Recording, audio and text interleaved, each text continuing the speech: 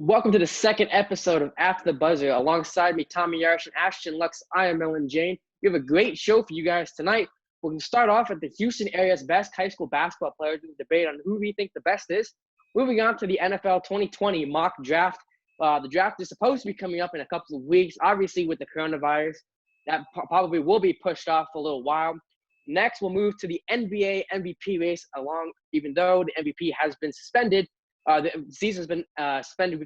We still have an idea of who we might think the MVP race might come up to. And then ending off on a fun note, we have made a lineup of the MLB current All-Star teams, who we think will be the best players on the team that currently play in the MLB right now. So let's jump right into it with the Houston's high school best basketball player. Ashton, you play on Bridgeland's basketball team. Tommy, you are obviously the manager for the basketball team. Who do you guys think? Let's start with you, Tommy. Who do you think is the best in the greater Houston area? Well, I think the best in the greater Houston area is an easy decision. Tremont Mark out of Dickinson, the Houston signee, 6'6", 180. He's 67th in the nation ranked by ESPN. Tremont Mark is one of the best basketball players that I've ever seen. He's built like a Kevin Durant type player, slim, but he can get to the bucket as much as he wants. He averages just about 29 to 30 points a game. And the last time that I saw him play, he dropped a 40 ball on a very good Morton Ranch team. And I think that should definitely say enough about Tremont. He can knock a shot down from anywhere. He's a long-range shooter. You can't leave him open beyond a three-point arc. But if there's nothing there, then he'll create for himself. He'll go inside. He's got a nice little Euro step. And he's able to finish around the rim. He's got some long arms which allow him to get past defenders. And you can't block his shots because he's long and quick and he can get to the rim at ease pretty much. And then alongside him, I have to compliment Marcus Williams, one of their guards who just recently decommitted from Northern Colorado. We'll see what happens there. He averages 21 points per game, but I think the best attribute about Williams' game is his defense. He's a lockdown defender. You will not score on him. And, I think he did an amazing job in that Morton Ranch game that I was talking about against LJ Cryer, one of the best scorers in the Houston area. He's a guy on our list. And he held him still to double-digit points, but it wasn't the LJ Cryer that we all know of. And, he's definitely an underrated prospect. And then alongside that, he may not be on our list, but I know the Dickinson fans like to call him the three-headed monster. The third monster there is Deuce Guidry. He's a little smaller, but you definitely can't underestimate that because he can do anything at any time that he wants. He's kind of like an Isaiah Thomas, if you will. He can score at will, and then he'll give you the work on the defensive side as well. I agree with Tommy. Tremont Mark, easy decision, averages dang near 30 per game. But I also believe he passes the ball very well, averaging almost 4 assists per game. He loves to get his teammates into the game whenever his shot's not falling, which is very rare, but whenever something like that happens. And I do like to compliment Marcus Williams as well. I do remember he decommitted from Northern Colorado, but I believe he will either go to Murray State or somewhere around that area. I agree with Tommy, lockdown defender, but he also can score the ball at will and passes very well, averages around 7 assists per game. And with his defense, he grabs rebounds, he steals the balls, had 3 steals per game as well. Did a great job against LJ Cryer. LJ Cryer shot the ball horribly that game due to Marcus Williams. And, of course, the underdog on that team, Deuce Guidry. I remember watching him play for Team Harden this summer. Great player. Yeah, Deuce is one of those guys that, he's just a problem. Wherever that you put him, he's a problem on the court. It doesn't matter. Go ahead, Nolan. Yeah, no, just for you guys talking, since I don't really play basketball and since I'm new here to Houston, the Cy Lakes, who just happened to be the district MVP, was a great playmaker, Khalik Abdul-Martin. One of you guys talk about what makes him so great. Why was he the MVP? He's just a great playmaker, more of a facilitator, but also scores at will. He gets to the bucket very easily, very athletic, quick. And I think another game or aspect of his game that people kind of downplay a little bit is his passing. I remember watching him play. He just passes the ball very well, can throw oops, can throw whatever, great bounce pass, great up the court pass, and runs to the ball well. You know, Khalik, we played him twice this year, and from the two times that we played him, I knew that he was going to be the district MVP because you know when Khalik steps on the court that he's going to be a problem for you. He's one of the most athletic guards that I've ever seen play. He also can score at will, and I think that's really what's underrated about him because he doesn't do it too much. Khalik is more of a passer than he is a scorer, and that's a really underrated aspect about his game. But when he does score, he uses that big frame of his to be able to get through defenders and body them at the rim to be able to get those finishes up close. He's a shooter, but he doesn't shoot too much, which is why he likes those inside looks. And then defense too, really underrated. He did a great job this year defensively as well. And I feel that all of these guys on the list are underrated on defense. I also believe another player that gave Khalik a great game, Bridgeland's very own Cam Clardy, one of my favorite players to watch this year. Practicing alongside him was just fun. He loves to get us in the game, averaging about 5 assists per game, which is higher than even the own district MVP. I also believe he can score at will. I would like to see his shot percentage go up, but towards the last half of the season, he was shooting the heck out of the ball. Great player. Is any of these players like Khalik or Cam, are they any of them going to college? Do we know specifically where specifically that are they signing? As of right now, they're undecided, but I know Khalik has a few offers, and Cam just received an offer from York the other day. I believe Cam will be a good mid-major D1 player. Right now, I don't believe he has any Division I offers, but I believe through the time and all the virtual recruits that they have right now, I believe he will become a Division I player very soon. Same with Khalik. And just speaking on Cam a little bit, you know, I might sound a little bit biased here with this because, well, I am a manager and it's his team that I manage, but Cam's one of the best players I've ever seen play, and that's hands down. I've seen a lot of good players like Tremont, five-star Greg Brown play, but Cam Clardy is up there. He can score at will. There's nobody that you can put on him that will stop him. They might get a couple steals, a couple stops. It won't happen all game. He's so versatile, and he has such good playmaking and ball handling abilities that he can get to the rim whenever he wants. It's just almost too easy for him. And I feel like another guy in the Cy-Fair district who's overlooked for that is Devon Wright from Cy Springs. Devon was a real problem this year as he scored 22 points per game, but 22 points is an understatement for him. I mean, he's another one of those Kevin Durant built type players where he can pull up from anywhere on the court and absolutely just drain it. He's one of the better scorers in the district and maybe in the state of Texas. I agree with that as well. I remember Devon's right 15-foot shot is killer. He killed Bridgeland with that. I also remember him having a 40 ball against Tomball Memorial. He is a Lamar State junior college signee, but I believe after a few years, he will become a great Division I player. Another thing that people don't see as much is his IQ. He can pass the ball very well, averaging around 3 assists per game, and he's a great defensive player on the defensive side. He's very long, built like Kevin Durant, kind of great blocker. He pins stuff off the glass very easily, and just overall a great player that we'd love to see in a few years. Yeah. If any of you guys don't have anything else, we're gonna move on. A lot of these guys are very, very good. I haven't had the fortune to see any of these guys play, but hopefully next year definitely get to some of these games. But moving on, April is the time, obviously, for baseball, but the other big news, especially the NFL, the 2020 draft is supposedly supposed to be coming up. Obviously, like I said earlier, with COVID-19 attacking the U.S., we don't know. We're probably going to postpone it. And this draft is it's going to be important to a lot of teams as they were very, very short of maybe playoff contention or Super Bowl contention. It could be that one play that pushes them over the edge. And we're about to do a mock draft for the first 10 teams in the NFL. All three of us. We'll kick it off with the Cincinnati Bengals. For me, guys, I'm going to go with stating the obvious. I'm going to go with Joe Burrows, the QB. Now, a lot of people, as good as Joe Burrows is, a lot of people think that Andy Dalton is enough for the Bengals. I don't think so. They've had from 2013 to now, they've had 7 years to potentially make the playoffs. They did once, and they didn't win it. They didn't win. They haven't won a playoff game since, I don't think they've ever won a playoff game, a home playoff game specifically. And they need another quarterback. Joe Burrows is the Heisman winning quarterback, won the college football championship last year, and he played amazing. A lot of people think that he's the young Tom Brady, where he could see differences in the defense. at the line. He changes the play at the line. He's very good. He manipulates pocket very well. He can scramble. He has very, very good accuracy. So for me, I'm going Joe Burrow as number one pick, the Cincinnati Bengals. I agree as well. No questions asked at all. Joe Burrow is going to the Cincinnati Bengals.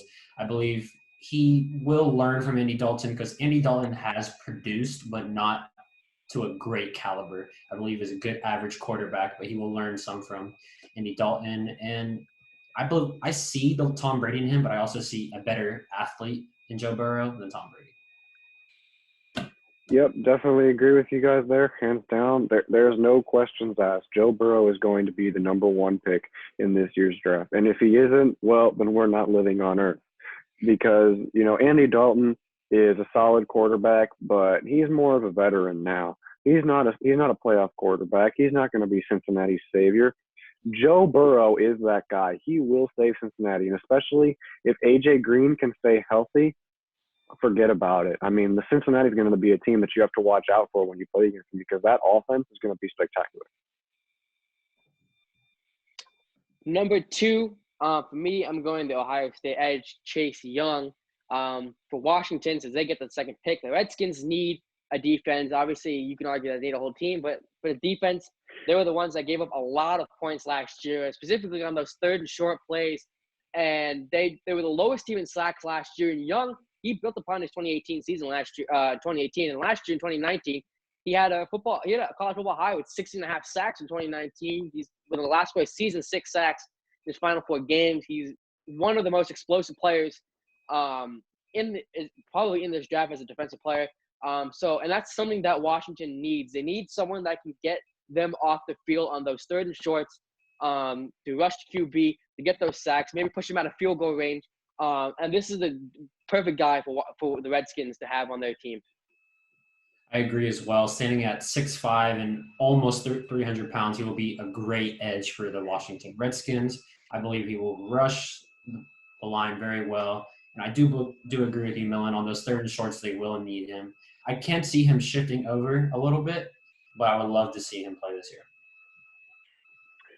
Yeah, this is another no-brainer for the Redskins, Millen. Like you said, they could. They need to draft a whole new team, but you can't do that in the NFL. So Chase Young is definitely somewhere to start, and I think that he's going to have that Joey Bosa, Nick Bosa type effect on a team where he'll be that defensive edge that kind of brings all the energy to the defensive side, which is definitely what the Redskins need. And he's going to have an instant impact. I mean, you can't stop a guy who's 6'5", 300-plus pounds. If you're an offensive lineman, I would be horrified to guard him. And if the Redskins can get their offensive side of the game down with Dwayne Haskins or whoever their quarterback may be next year, they could be another one of those solid teams that you have to watch out for. Next for me, for Miami Dolphins, who is now the third pick in the draft, a lot of talks for this one. I'm giving it to the Alabama quarterback, Tua Tagovailoa. Wait. The third pick goes to the Lions. Do they? Yeah. Unless you traded up. I don't think Miami's traded up. I think we would have heard if they had. They were talking about it, trading up for – no? They didn't officially trade up? Well, the reason there's no reason that they should have traded up because the Lions and the Giants are not going to draft a quarterback. Okay. So if we're going for the Lions, then Jeff Odukov, the Ohio State cornerback, he's a junior now. Matt Patricia, he needs a defense that cannot give up those big plays, especially down the line. And what I mean is that you're getting into those second and short situations, and when you normally have a second and short situation, you have options to throw it down the field. If you do miss, then you obviously can run it, do a short slant. So for me, with the Lions, they need this cornerback, a shutdown cornerback, to prevent those long passes that are 20, 30 yards or more, which could be devastating, especially on a second and short or third and long. They need those guys that can step up and make a play. I agree. Another no-brainer, Jeff Okudah, arguably the best cornerback in college sports this past year. The Lions have been crazy. They've been trading everyone. They've been releasing everyone. And with the recent trade of Darius Slay, I believe Jeff Okudah will come in and just kill on the defensive side. I believe he excels in man defense. So if you arguably put him on one side or another, you're not going to have to worry about it at all. Great in man, and also very underrated. I believe his zone defense is very good as well. Another no-brainer. 3 straight no-brainers. Jeff Okudah is one of the better cornerbacks I will ever see. And, I really, really was angry almost, even though I'm a Bears fan and Detroit's in my division. I was angry when they traded Darius Slay because I couldn't even imagine the secondary that they could have if you have Slay on one side and Okudah on the other side. Your wide receivers are going to have a rough day when they play the Lions. That's going to be tough to guard. But now Okudah is going to take over the role of being that first option at corner. Well, he have to guard the best wide receiver because that's just the type of guy he is. He's so good in zone coverage, like you said, and he'll help out this Lions defense a ton. 4th pick now, since I got the picks on Tommy, I'm just going to confirm with you. 4th pick is the New York Giants, I'm assuming. That is correct. All right, we're getting there. 4th pick for the New York Giants. I'm going with the outside tackle, Derek Willis. And again, like the Lions and like the Redskins, with the defensive problems, the Giants have had troubles getting their defense off the field, which was their main struggle, especially on defense in the season. They had Nate Solder. He didn't really live up to his expectations. So Derek Willis, I think he's a guy who's explosive. He can get to the quarterback. He's a guy that can get this team off, especially on those 3rd and shorts or those 3rd and longs. One thing he was very, very good at last year at Alabama is getting the quarterback and kicking him out of field goal range, which is something that's big going down the stretch, which will surprisingly win you a lot of games. If you can get a team out of field goal range, because field goals will start to add up as the game goes on. So he's a definitely explosive player that will make a big difference in this Giants struggling defense. I will have to go with Isaiah Simmons for the New York Giants. I believe he is a great linebacker, standing at 6'4" and 230 pounds. He can guard just about whatever you need. He can guard tight ends, running backs, receivers. He can rush the passer. And even if you really need to, he can play zone if he has to. I believe he is the most versatile player in this draft at this point. I have to agree with you there, Ashton. I have Isaiah Simmons going 4th. He very well could be the best player in this draft, hands down. And I think that he very well could be. The Giants need a defensive player. I think Daniel Jones is going to be able to start getting some stuff down here in his sophomore season. And they need somebody on defense. And Isaiah Simmons is their guy. 5th now for the Miami Dolphins. Like I was saying earlier, Alabama's quarterback Tua Tagovailoa. And a lot of people are surprised about this because you have Ryan Fitzpatrick, who played pretty well last year, beating New England and Foxborough and pulling out a lot of different victories. And for me, the argument for me that they need Tua is that Fitzmagic is good. Ryan Fitzpatrick, he's a good quarterback. I don't think anyone can deny that. But he's not a playoff quarterback. He's like a Teddy Bridgewater, where he can do really well in the regular season, get wins for your teams, and get close to making maybe a postseason push. But he's not the guy that'll push over into the playoffs, and he's definitely not a QB that will take you to the Super Bowl. Tua is a guy who has a cannon of an arm. He can run, he can do anything. The only problem with him is his uncertainty with his hip that he had last year. But I think he'll be fine as the season starts. He may not get the start if Ryan Fitzpatrick is on the team, but they're definitely be cautious with his hip. But I think he's going to be a guy to watch out later in the later years who could possibly take the Miami team deep into a playoff run. Although I believe Tua Tagovailoa is a great player with the Miami Dolphins, I'm going to have to go with Justin Herbert out of Oregon. I believe he was a very consistent player, almost having 4,000 yards this year, 32 touchdowns, 6 interceptions. I believe he is more of a Ben Roethlisberger type of player, standing at 6'6". Although his rushing is not very good, I believe that if the Miami Dolphins do get a better line throughout the years coming, he will be a great pocket passer. But he also can run if he has to. He doesn't excel at it, but he's okay at it. Well, I'm going to drop a quick bombshell here. Justin Herbert is not even in my top 10 because I think he's going to be a bust. I honestly do think he's going to be a bust. He was great at Oregon, but I'm not sure if he's NFL ready. fifth pick, I'm going to go with you, Millen. My boy, my main man, Tua Tagovailoa.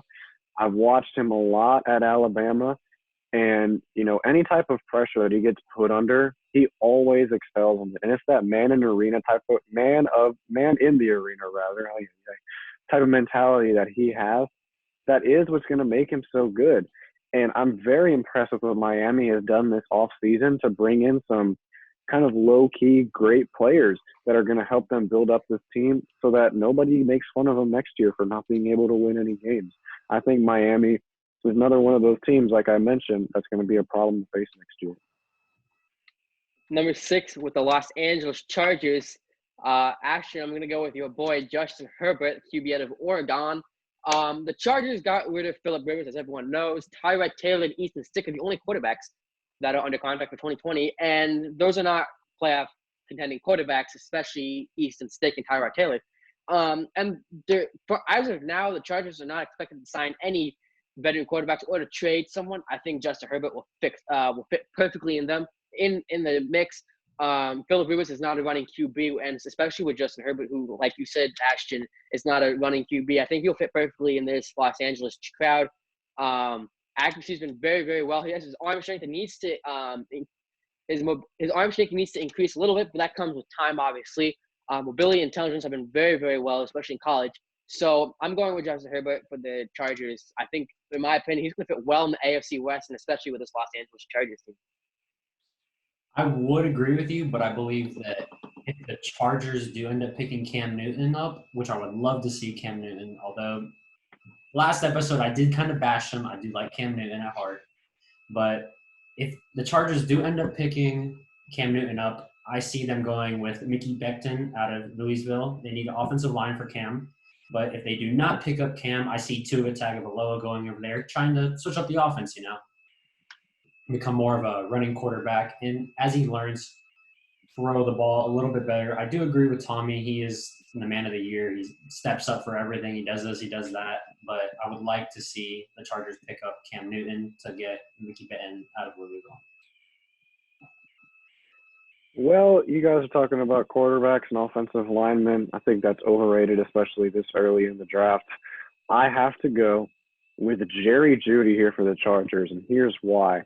I think that if I was a Chargers GM rather, I would do everything in my power to sign Cam Newton right here and right now. They have Bosa on the other side of the ball. They need a quarterback. Tyrod Taylor, like Andy Dalton, is not a Super Bowl quarterback. Cam Newton is a Super Bowl quarterback, just like I said last week. Jerry Jeudy, now he's one hell of a wide receiver, and he is somebody that you're going to need down the line in game. He'll always step up for you, and he just is relentless after he catches the ball. You are going to have a tough time tackling him, and if it's one-on-one, I'm throwing to Jeudy every single time, no doubt about it. For number 7, Carolina Panthers, I'm going Derek Brown from Auburn. Panthers allowed the league's worth 5.2 yards per carry and 31 rushing scores last season. They've also lost a lot of defensive linemen in free agency. And this guy, Derek Brown, will fit well. He's a versatile. He can play multiple spots along the line. He's a guy that's like most of the players that I picked early in the draft, who's explosive, who can get after the quarterback. He can block the gaps. He's a guy that Carolina desperately needs to get this offense, get the defense off the field and the offense back onto the field. A lot of these defenses, like I've said, they've been struggling with getting off the field, and especially Derek Brown is no one better than to have an explosive player to get after the quarterback and get after the running back, and he can get after the fullback. Anyone that can block, especially on those third and inches, he's a guy that can definitely block up those gaps and get this defense off the field. I have to agree with you. Another no-brainer on our list, Derek Brown. He's arguably the best defensive tackle in the draft. I believe that he will rush the defensive very well. And I do see him being a versatile player, switching from the left side and the right side of the ball. I believe as his college career came on at Auburn, he became more consistent. Of course, not having a great freshman year, but sophomore, junior, senior, played very well in my opinion. Well, I'm going to have to disagree with you guys again here. I'm going to go with the offensive lineman, Andrew Thomas. Here's the thing about the Panthers. They just got Teddy Bridgewater. He's going to be their starting quarterback. Bridgewater is more of a go out and run the ball himself rather than a throwing quarterback. He can do both, but he likes to run it as well. And I think that if he's going to do things like that, he's going to need to have some blocking on his way out. Also, they have running back Christian McCaffrey. And, once McCaffrey gets up those holes in the offensive line, forget about it. He's blowing through your linebackers, blowing through your secondary, and he's in the end zone. So I think an offensive line piece like Thomas is going to be crucial for the Panthers this year. Number 9, Arizona Cardinals. I'm going Tristan Wirfs from Iowa. And he's a guy that can gash gaping holes. The only problem is way to fit in with him. The Cardinals re-signed DJ Humphries to a 3-year deal earlier this offseason. They also re-signed Marcus Gilbert, who missed a lot of the 2019 season due to the ACL injury that he had. But Tristan Wirfs is a guy that at Iowa, he makes the running backs look good. He gashes gaping holes for them. He's a very, very good he's just an all-around good player. He's a leader in the locker room. I know Iowa, they're quick to say that he's one of the guys that everyone looks up to. So I'm just gonna say he also has very, very good athleticism for his size. So I'm going with Tristan Wirfs. He's just an all-around good player and a leader to look up for the Arizona Cardinals, which they need because they're in a very, very tough NFC West. Although I did have Tristan Wirfs at my spot, I am changing mine to Jedrick Willis out of Alabama. I believe he was a great offensive tackle, and with the Cardinals, they do need that line. They got Kyler Murray, DeAndre Hopkins all back there. They need that. I also believe with the run game, he can also block up the field, and he's gigantic. You're not getting past him. I was one pick late here, but for the Cardinals, they need a defensive star, and that star is going to be Derek Brown. They got D-Hop in that. If you want to call it a trade from the Texans, you can call it. I call it a robbery from the Texans. And the offense is set. Kyler Murray and DeAndre Hopkins, I think, is more than enough. And then Larry Fitzgerald in there as well. But you add in a solid player like Derek Brown from Auburn. I mean, he is just huge. I watched him play at Auburn. He was scary on the television. That's how scary this guy is. And he's going to be a problem for offensive linemen over the course of the NFL. Number 9, Tampa Bay Buccaneers. I'm going with you guys. I'm going with your boy, Andrew Thomas from Georgia. And the reason why is now with the signing of Tom Brady, he's going to need to be protected. He's an old guy. And Thomas is arguably one of the safest and most pro-ready, in my opinion, tackles in the college football draft. I think he has experience at both left and right. He did play at left and right at Georgia. He provides immediate upgrade so he can go left side, he can go right side. So he's good flexibility, which what any coach really wants out of a player. Not talking about his athleticism. He's very extremely athletic, and is one of the best people to protect your quarterback, especially with his size. So I'm going Andrew Thomas from Georgia. And that's where I put in Tristan Wirfs. Out of Iowa, I believe him and Tom Brady will work well together. As you said earlier, he was that leader in the locker room, and I believe he will pass block very well. You guys are talking about Tampa Bay. Jacksonville has the 9th pick in this year's draft. Do that. They do. And, Jacksonville, you both are right. I mean, they could definitely use they can work for Jacksonville as well, too, yeah. Exactly. They work both ways. But I'm a wide receiver type of guy, and I think we all know who the arguably first or second best wide receiver is. Straight out of OU, CeeDee Lamb. Jacksonville needs a star wide receiver now with Allen Robinson on my Bears. They need someone, and CeeDee Lamb is that guy. He's one of the most incredible players that I have ever seen. And, just having him on your side of the ball with a quarterback like Gardner Minshew, forget about it. Number 10, Cleveland Browns. I'm going with your boy, Isaiah Simmons. And the Browns is another team that couldn't get off the field last year, couldn't give Baker Mayfield enough time to do what he wanted to do, just because they were giving up 3rd and shorts and 3rd and mediums. And Isaiah Simmons is an explosive running back that could definitely get after the quarterback getting this field. And he can force turnovers. That's the one thing that makes him the most athletic player probably in this job, that he can force turnovers as well as anyone. He's tested off the charts, running a 4.39 at the 40.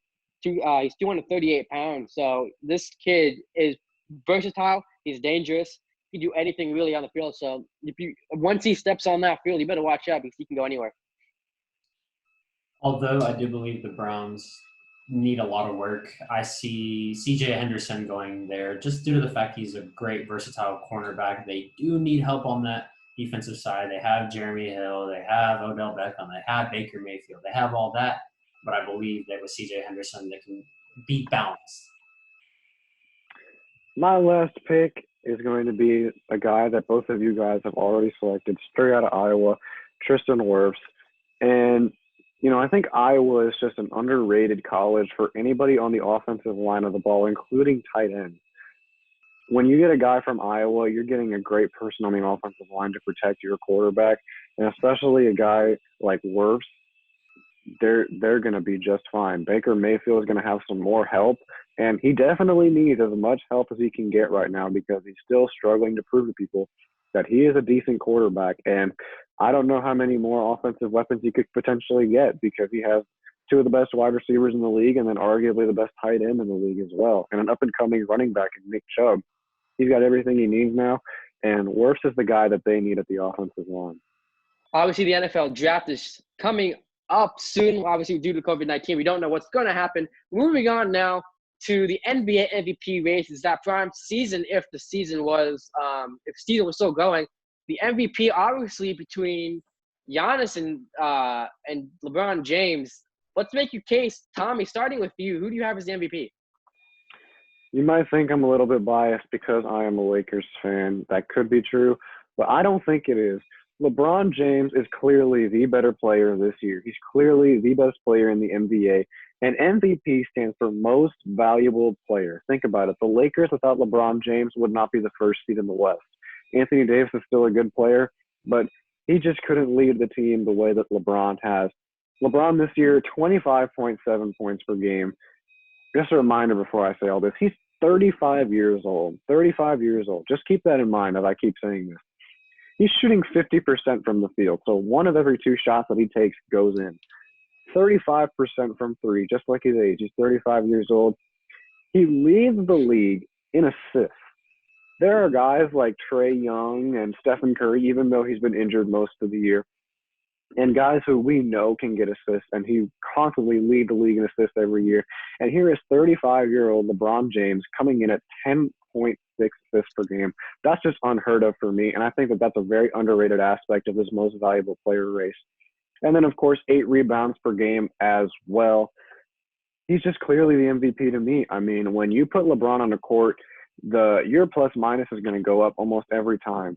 I can't remember a night where he's had a bad night. He scores double digits every single game. Usually it's 20-plus points. If it's not 20-plus points, you'll see 15-plus rebounds. I can almost guarantee it from you. He's still getting triple-doubles at 35 years old. Most athletes in sports, when they've played this long in a league like this, they'll start deteriorating. You'll see their numbers start to go down. LeBron James is staying the same and even going higher. And, we talk about Giannis Antetokounmpo at the other end. He's a great player, don't get me wrong. But the last game that LeBron and Giannis faced off, LeBron obliterated him. I mean, there's no other way to put it. 37 points, 8 rebounds, 8 assists. He couldn't stop him. And, Giannis Antetokounmpo is 6'11", and, LeBron's only 6'8". That may seem like just a 3-inch difference, but LeBron bodied him in the post. He hit a couple shots right in his mouth, and Giannis just simply couldn't guard him. Sure, he got his own 32 points as well, but he's going to do that. That's just what players like Giannis do. And then my last pitch about this is their last game against the Clippers. LeBron was guarded by Kawhi Leonard, who I think should be the defensive player of the year pretty much every year because that's just the guy who Kawhi is. 28, 7, and 9 against Kawhi Leonard, one of the best defenders in the league. That's just unheard of. Nobody can really do that on Kawhi Leonard, and LeBron did it, and they got the victory over a tough Clippers team. Ashton. I agree with Tommy, and I know we sound very biased. We've grown up watching LeBron. We've loved LeBron all our life, but it's clear he's at 35 years old. He has the most assists in the league. He's just getting better every year. He's almost a point guard at this point. He brings the ball up the court when Rondo's not in the game. He is a great scorer, still very athletic, will dunk on you, will windmill on you at 6'9", 250 pounds, can kill you in the post, can kill you off on the perimeter. Great shooting percentage from three, great shooting from the field. And I mean, at this point, I don't know what Giannis has that LeBron doesn't have and more. I just believe that LeBron brings a whole different style to the game. And of course, Giannis is a great player. I think Giannis is, once LeBron's out, Giannis is the next great next to Zion. But I really have nothing else to say. I mean, Tommy covered it all. LeBron James is this year's MVP. Killed Kawhi, killed Giannis. Honestly, if Anthony Davis was still on the Pelicans, he'd kill Anthony Davis. At this point, I really don't know who else. It's LeBron James. And one last point on that, I feel like Anthony Davis is who he is this year because of LeBron James. He's averaging 30-plus points a game, and it's all because LeBron was getting him the ball down low in the post.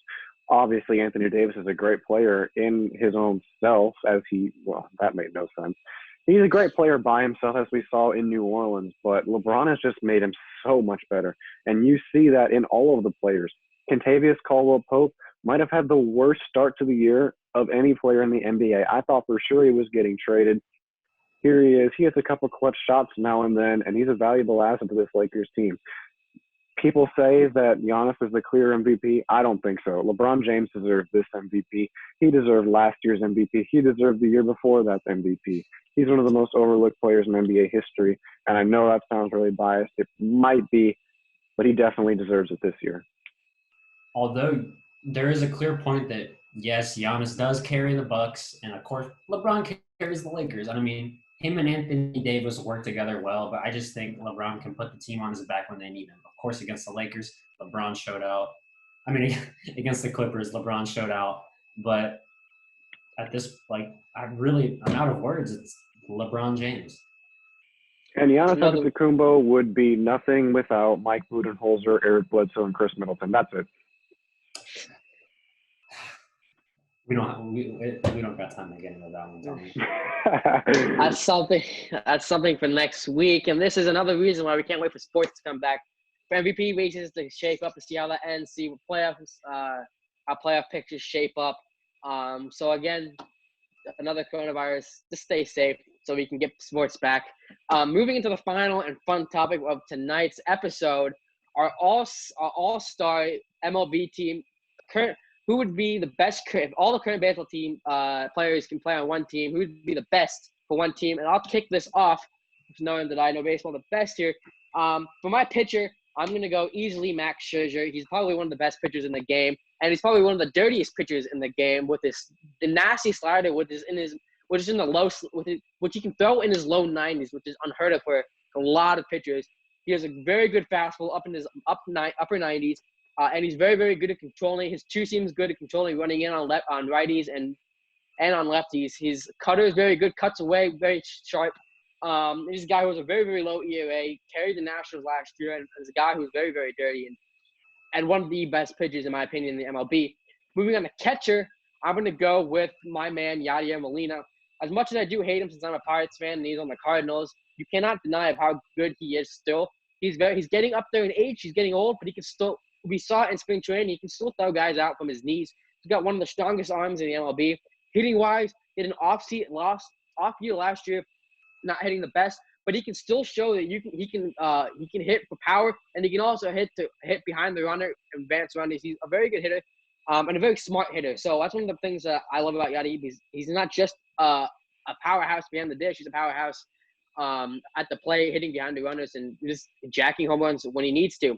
For first base, I can't do this without giving my man a shout out. My homeboy, Josh Bell from the Pittsburgh Pirates.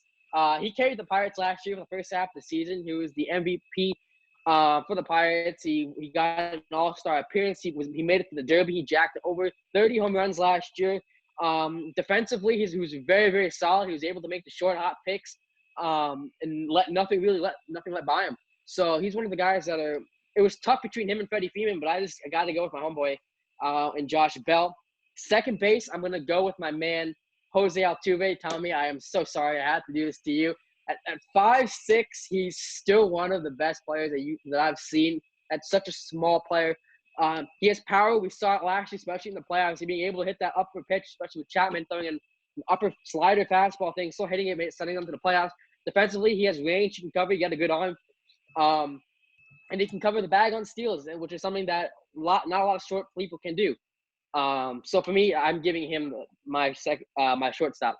Second baseman, sorry. Shortstop, I'm going with my swaggy Javier Baez, shortstop for the Chicago Cubs. One of the swaggiest players that I will ever see in the MLB. Besides his good style, he has so much range to cover. He can cover from third base all the way to the outfield. He can jack home runs when he needs to go opposite field. Not a lot of players go opposite field in this league now, but he's one of the few players that can hit home runs into the opposite field. He has so much power, and he has a flashing glove. So there's no better shortstop for me than him. Third baseman, I'm going to go with my boy Nolan Arenado. You're welcome telling me that I'm not going Alex Bregman. As good as Alex Bregman is, Nolan Arenado can hit for power. He had over 300 batting average last year. He can flash the glove. He can make tough plays. He has one of the higher reflexes in the MLB is what I could say. He can snag balls and going in foul territory. He can get those short hop picks. And he has one of the strongest arms for a third baseman. So he's one of the guys that I really love, especially to watch. Right field, I think all three of us are going to go the same. I'm going to go with Aaron Judge. Monster, has power. He has an arm. He scares the absolute heck out of me. There's really not much to say about Aaron Judge, but he's one of the powerhouses. He took everyone by surprise in his first couple of years. So all guys, Judge is going my right field. Center field, I'm going to go Harper. I love the swing of Harper. I know everyone's surprised with Harper. I was going to go with my favorite baseball player, Andrew McCutchen, but he's on the Phillies, and I don't like that he's on the Phillies. But I have to go Harper.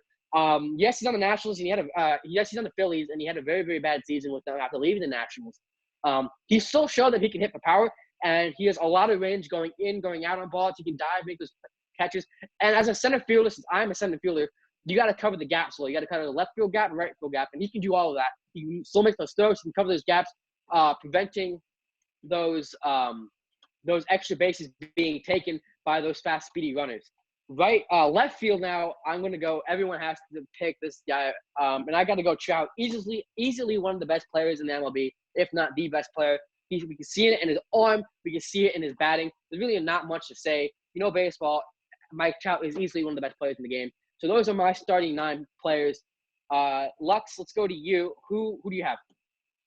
Of course, this is arguably the hardest day I ever had to deal with. Garrett Cole going to the New York Giants. Laugh about it, Tommy. I know, but they're the Yankees, not the Giants. Yankees, my bad. It would be interesting to see him suit up for the Giants. My dearest apologies. I am a basketball player. I'm not great at baseball. I sucked at baseball. Played 2 years of Little League. That was it. But arguably the saddest day of my life whenever he went to the Yankees. He was a great, consistent player throughout the World Series for us. But his ERA, great. It's just arguably one of the best pitchers in the league right now. I had Justin Verlander, but he did upset me in the World Series as he was not as consistent. He's getting up there in age, but I believe Garrett Cole would be well for the Yankees. At first base, I have Anthony Rizzo at the Cubs. Great everywhere. Also knows how to cover the base whenever it has to. Great at double plays. Excuse me. Great behind the plate. Almost 300 batting average. Also was almost in the hundreds for the RBIs. Had 150 home hits. Had 89 home runs. Great player all around. I also believe for second base, Robinson Cano, he is getting up there in age, but I would love to see him play more and more and more. Bat very well. Plays the field very well, had one of the highest at-bats throughout this year, played arguably one of the most games this year.